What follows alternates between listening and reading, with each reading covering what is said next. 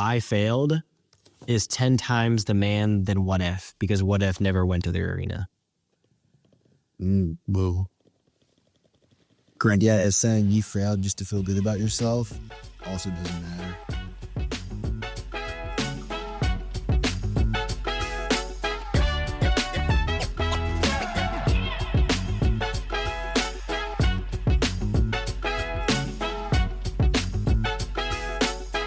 Also, having a failed business looks so much better on your resume than an internship.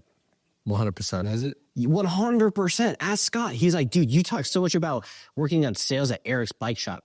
Hone in on your freaking business, you idiot. I'm like, yeah, you're right. I'm mad. But it's true. Yeah, it is. I tell all my friends that. I'm like, dude, actually, half my friends probably should have an internship, but whatever. I'm being honest. If they're gonna start a business, they're just gonna waste time. There is a specific mindset characteristic that you have to start a business. Yeah. I can't just like go into it. And that's a variable that ISP cannot control. And there's a huge variable there that is like tough. What do you mean? There's a mindset and there is a characteristic that an individual has to be an entrepreneur. Mm-hmm. And ISP cannot control that variable. And it is hard. It is hard to test for that. Like, Honestly, like if they could be entrepreneurial. yeah. And I think dude, this is like another quick side note. I think ISP needs to get a coach for every single one of their partners. I thought they were live. No, this is being straight. I agree with you. Because then, dude, Take it to the moon. then you could actually teach the entrepreneurs, which isn't really. Side note, you know how we say that entrepreneurship is a mindset, not a minor? Mm-hmm. Well, now we're making it a major. So there's clearly something to it. I'm like, that's so counterintuitive. It's not a minor, it's a mindset, but now we're going to make it a major. It's a major. Does that make sense? No, I know what you mean. It's I was just going to have to change it now because they had it in the magazine. It's not a minor, it's a mindset. When it's not a major, it's a mindset. So, but it is a major. But it's a major now, so it's a tough thing to do. So, but yeah, I mean, it's really like Elon Musk and a lot of those big guys, they're entrepreneurs, but they were engineers beforehand. The engineers can make some of the best entrepreneurs. Well, it's because their ability. So my mentor is an engineer, and he wanted me to be he wanted me to be an engineer so I could be a good entrepreneur. And he said the key characteristic that they learn is to think. That's what they learn. That's why engineers, because they learn to think, and they're confronted by so many hard things that now they're like, no, I did 4 years of this BS. Like, I'm chilling with this. Mm-hmm. So I think it's a huge. I wonder what the stats are with the philosophy, because philosophy you got to think hard. It's also like problem solving too. Yeah, They understand how systems work. that's a good point. They understand that you can't run a business or make a product or you're an engineer, you're making something. If your math and your numbers are wrong, like, could be really dangerous. Mm-hmm. But it's also very dangerous in a business too. And I think some people in business, including myself, don't spend enough time looking at the numbers. I just want to see margins of higher than 60 to 70%. That's the only math I look at. Yeah. Okay. Okay. That's legit. But yeah, our startup journey, I really want to dive into this thing that you guys did last year, Q School. I was able to see it, really cool. The email, whatever, campaign that you guys did. What part of your business journey did that really like impact? Like doing that specific campaign and learning about it? Because were you guys a year in at that point? Or I think you were 2. I was 1. No, I'm currently 1 year in. A little over 1 year. I think I was at 1. Maybe just, I can't. Yeah, with 6 months, 1, yeah. a few months into it? Oh yeah. So I mean, I just started. No, I think you were. because I was in grad school. Yeah, you were. You were. It was last year. It was last spring. Okay, so I just Fall. Yeah, Oh. last fall. So I just See, that's when I did the pitch. I first graduated with environmental science. Just started with Masters of Innovation Entrepreneurship. So I haven't been. You guys know I'm still very new to this world of entrepreneurship. Didn't even really know much about email marketing I didn't know much about building the top of the funnel. But I went to one of our professors, and he's like, dude, I got this formula for you. And it actually came out because I was so naive that another mentor was like, you need to do some market research and you need try to get a few hundred, maybe 1,000 responses for a survey. I was like, okay. And so we went to this social media app for athletes called Strava, and went into the groups and asked people for their thoughts on an innovative running glove, what that might look like. And so I asked them, strategic questions because it was related to the product and the problem that I was wanting to solve. And at the end of it, I said, hey, do you mind if I reach out to you in the future, when I actually develop this product? And 80% of the people said yes. And then my professor was like, dude, you have like 700 emails, 800 emails of people that have said that you can reach out to them. They're in your niche too. That's a key factor. And my, it's a pretty tight niche is people who want running gloves. So they're cold weather athletes, the cold weather running people and, trying to keep their hands warm. And so I was like, oh my goodness.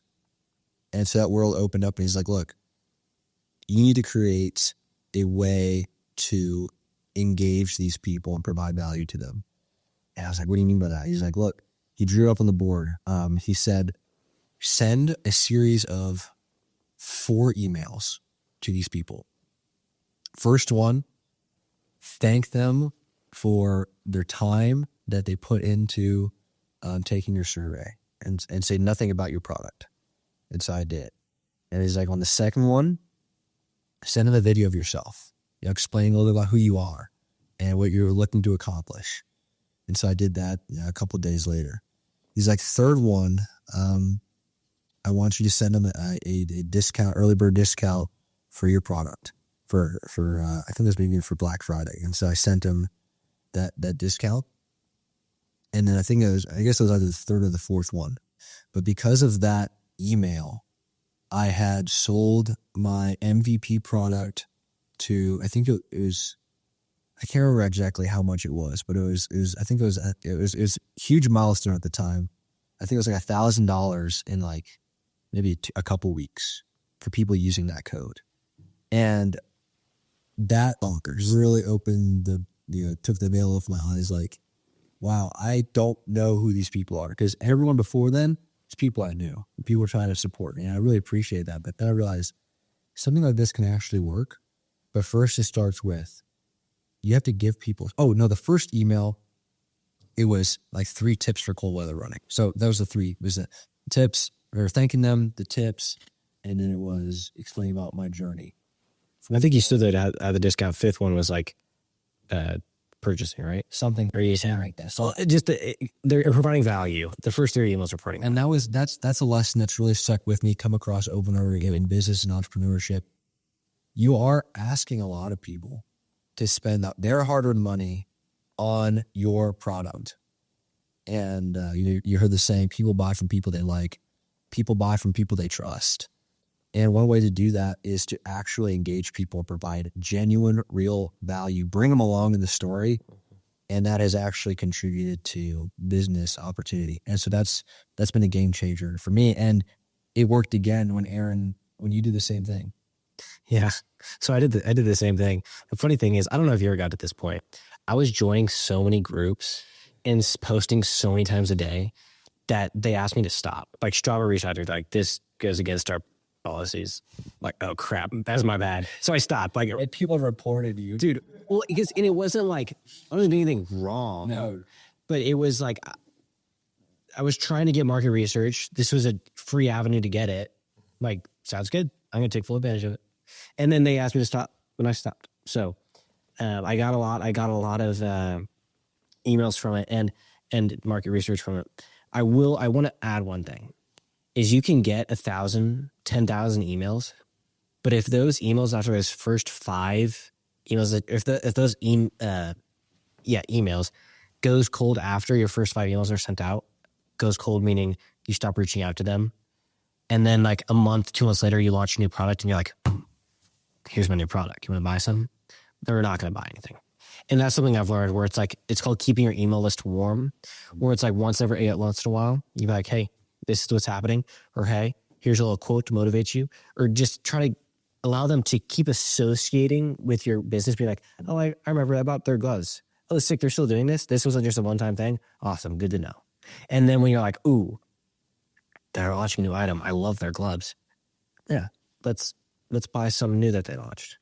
And so it's keeping them warm allows them to justify purchasing more from you. Their lifetime, consumer lifetime value increases. Yeah, because it's not only the fact that people buy from people they like, but let's go a step further back where people buy from people and not from businesses. So if you would have just told the story of ultralight running,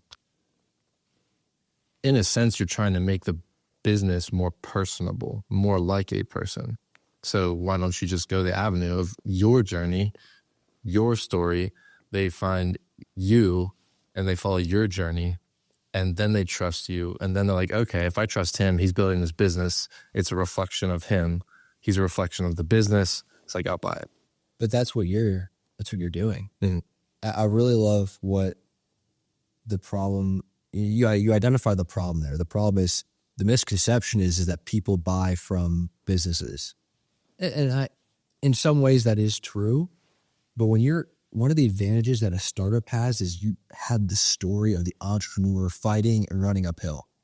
And Will, like, if you could explain, and I know we talked about it briefly, but what are you doing with your business that you're looking to launch, and describe how it's maybe applicable for those who are looking to appeal to the audience that is buying from people and not from businesses?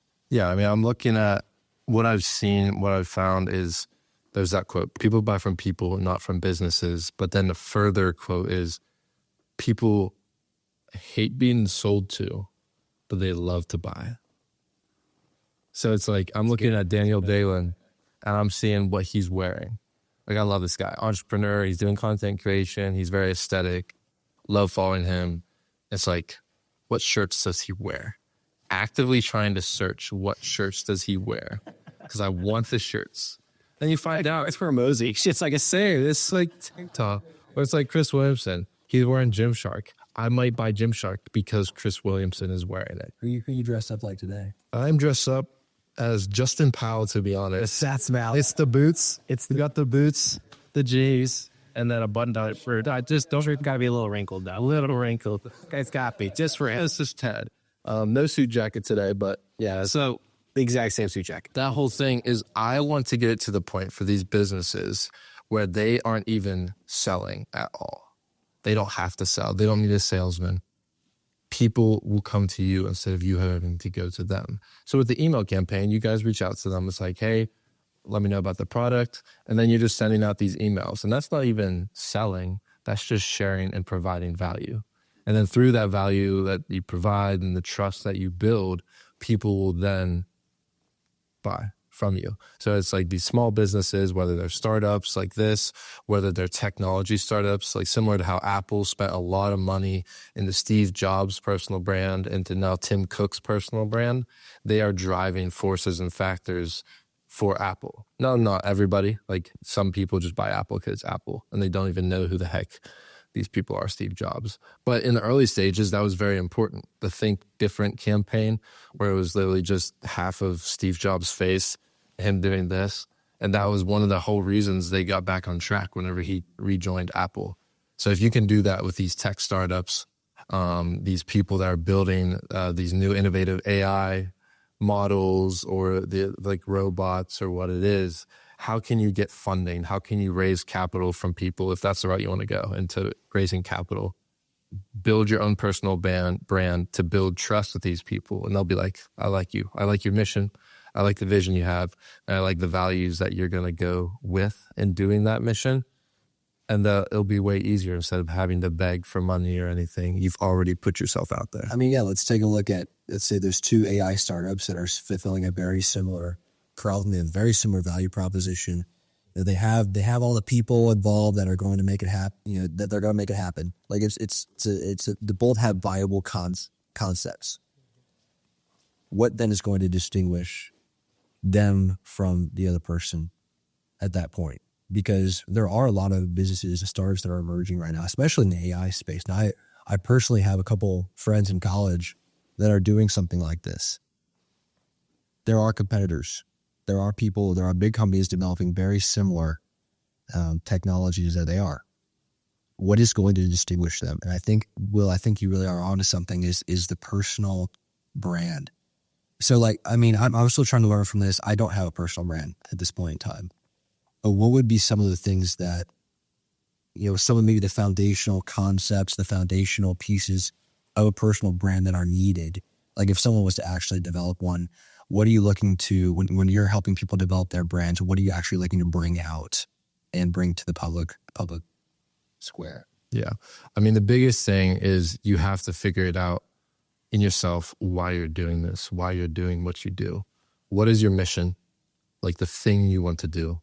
What is your vision? How you're going to do it?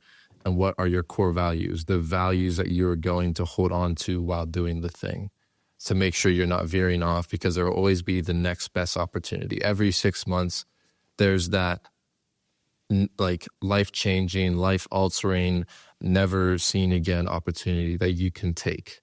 But is it within the values? Is it a part of your mission? And is it within the vision of achieving the mission?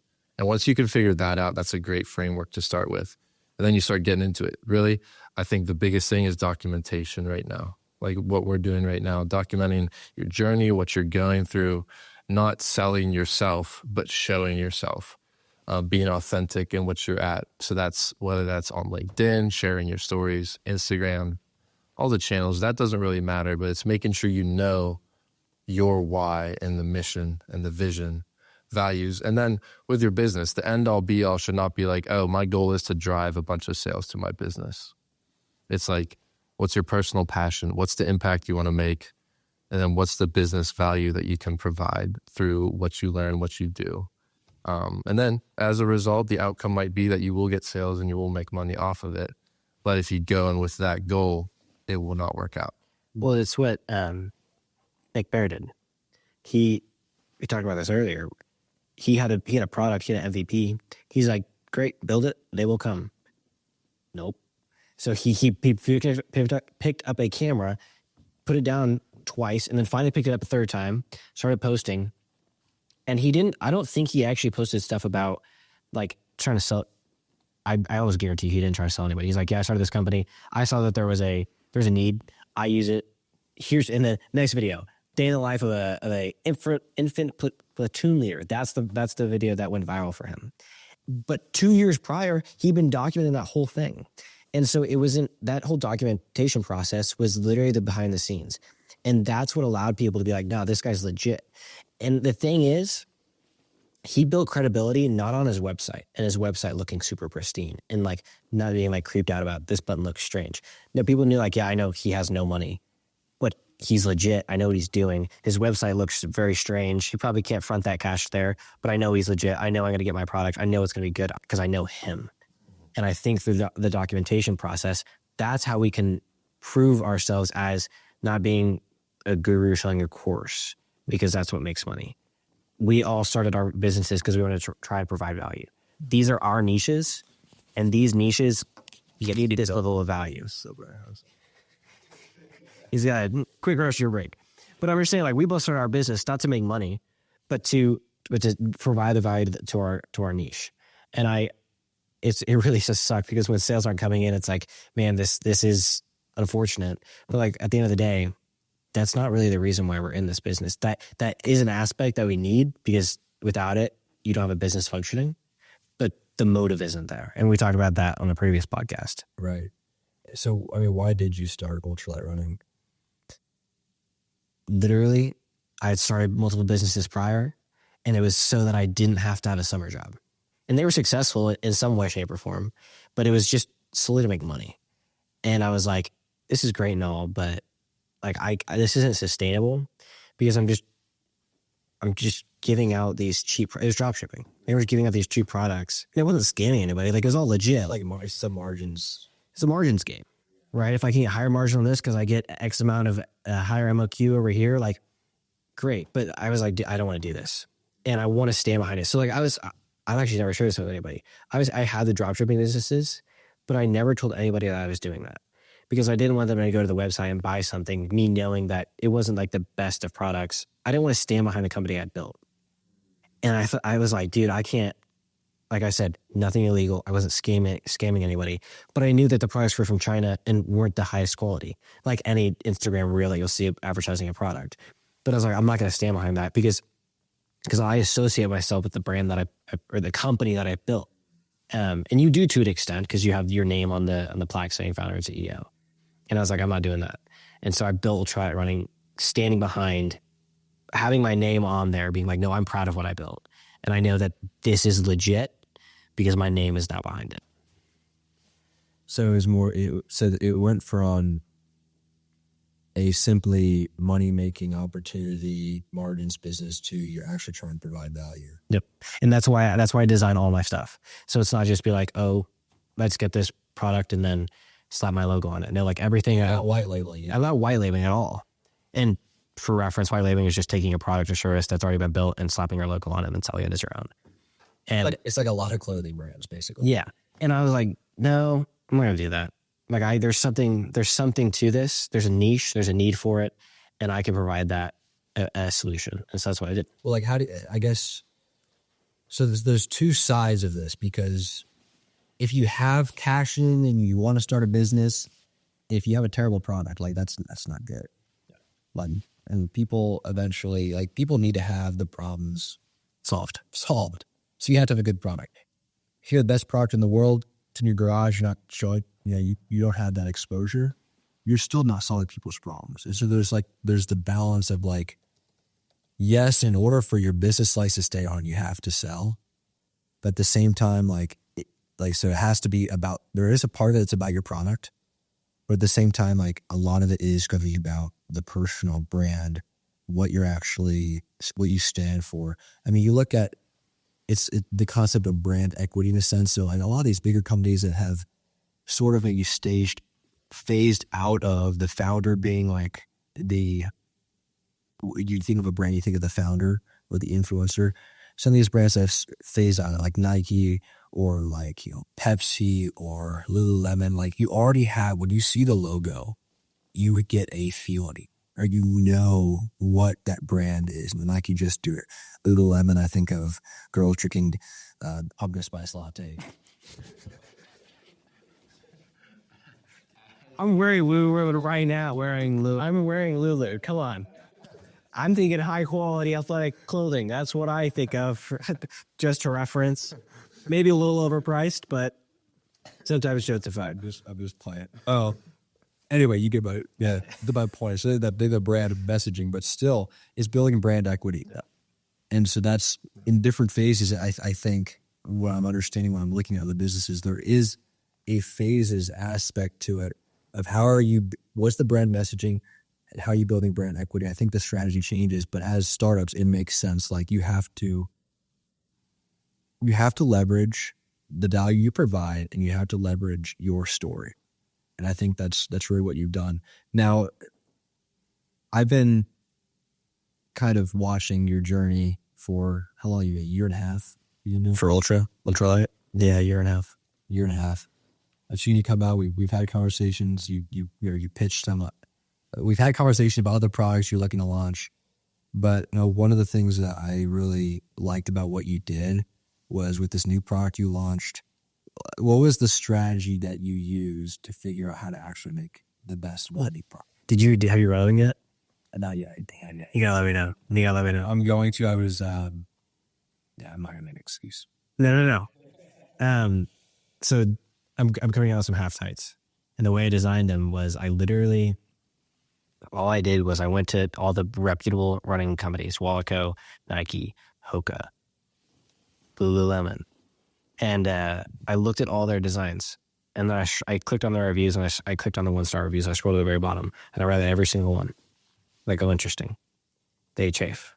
Well, why is that? Chafing again for Nike, chafing for Hoka, chafing for Wallaco. Okay, cool. That's a key indicator that I need to fix. All right, let's research. What causes chafing? Well, stitching in the wrong areas. All right, let's fix that. Another one. the pockets. I don't have a place to like put my shirt. Like I got to wrap it on my waist, and a lot of times I can't even wrap it on my waist because the shirt's just not that long. So okay, let's. So when you take your shirt off, Yeah. clarify, because you're lifting now, and that's, even if it's 30 degrees, you're taking your shirt off. Yeah. Well, I was on the track, like it was at 40 degrees, and I was doing some laps. I took my shirt off. I was like, nah, this is sick. But I just put it on the side. I didn't have to put it in my. So like, okay, so you're running, you roll it out, and you stick it in the back. Yeah, Is it just at half tight? You literally shove it in your shorts, your half. yeah, it's not Uncomfy. It is, and so there's the pocket in the back of the half tights that just threads through the waistband out the other side. So it just goes through, and you just tuck it in, and you keep on running, and you don't feel it. And so Two problems that you like were right out the gate. on review. Yeah, and then I went down a list of more. I could go into detail, but I knew that there were issues with the current ones that are on the market, even from the most reputable brands. Like, all right, let's fix it. And so that's what I came out with. And there are probably, and you could probably look this up, but there are probably pretty decent white label half tights on the market on Amazon, probably. And you could probably get a pretty solid pair of hack tights. So the challenge then for you is, you have a quality product. There are probably other people doing something similar. There probably are. I mean, people who are trying to solve those problems. So you're already on the right track. But then at that point, it's like, is the consumer more likely to buy from somebody with a face or somebody with just a cheap price? I think that's a great question. I think there's two options there, right? You have us documenting our process, our story, the things that we fixed, the thing that we changed, and just that whole that side of things. And then on the other side, you have the reputation associated with the logo, right? They spent billions and billions and billions of dollars to get Nike to have that psychological effect that when you see that swoosh, like, oh, that's quality, or Lululemon, oh, that's quality. Okay, now I have to figure out how I can't spend that amount of money, and that took decades. How do I get my brand and my face to overtake the quote unquote quality associated with this logo? And even though they might be the same quality, I have to overshadow the psychological effect that you see when you see the Lululemon logo. The feeling. It's a feeling, and I have to provide that feeling through my story, through my brand. How does that happen? I'm trying to figure that out, and I want to turn that back to you two. Is like we have a market. Social media is swamped with influencers, with let's be honest, college students wanting to start a business, like day in the life of a college student business owner. You see that hook all the time. We're in the same thing. Did you know they brush their teeth? We're in the same thing, and I'm just like, okay, so how do you differentiate yourself? Like, how do we? And my answer to this, I think, is just super raw.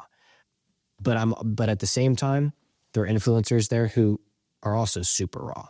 So we have to, as personal brands, we have to figure out how to make ourselves stand out. So at the end of the day, there's a holistic approach to it, from what I'm understanding. I'm saying this from someone who's not done this well at all.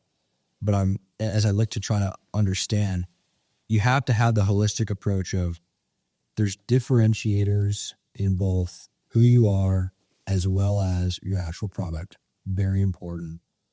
But they have to come together in a way that elicit a feeling in the consumer. I think that's the challenge, because you can tell someone all day, this is going to make you faster, this is going to make you look better, this is going to reduce, your anxiety of going and, running on the bike trail or whatever product it is. You can tell them that, but they have to feel that. It's the showing, not telling aspect. I think that's really the mystery of, how do you do that? How do you get them to feel something? And that's the challenge, but also the opportunity that we have. And that's how we can compete against the Nikes and the Lululemons, is they have this $1 billion brand, but we have the authenticity and the small journey, follow my journey, personal brand that we can combat with. And that is a challenge in of itself, but the only opportunity that we have to combat the capital that we don't have, the years and time that we don't have for those brands to actually put our little stamp in the market and have our little piece of the market, because people want that. They want to be like, hey, I was with them. I was one of your first subscribers. Day one right here. Yeah. People want that. They want to be a part of a mission or a journey or a story. And that's one thing we can do to to combat that? Well, Hormozy, he talks about like that. He was asked that same question, like, how do I set myself apart from these big corporations? And he's like, well, when you go buy from a big corporation, you as an individual are a number on a balance sheet. That's all you are. If you go to someone and you provide a service for them, you're my first client. And because you're my first client, I'm going to give you all I got to make sure that this succeeds, not just for you, but for me. I'll be honest, because my reputation and my business is on the line for you to succeed. The other company, if your revenue isn't 10x, cool. They get a 1-star review and it doesn't matter to them, right? As small entrepreneurs, you're like, no, I'm going to write you a thank you card because I appreciate that so, because that means more than you actually thought it did. And so being able to have that personal level and that personal connection between your consumer and you is huge. And that's a huge advantage that we have. Awesome. Well, we can go for 30 minutes. Yeah. It just flies, baby. I know. Time flies. But yeah, I think that's the story. Like, we have an advantage with personal branding, and that's the problem that I think I've found with my business is like, how can you, in the best way possible, build your personal brand as a business owner or in whatever you're doing? I think that's our key competitive advantage in the startup phase. And I completely agree with that.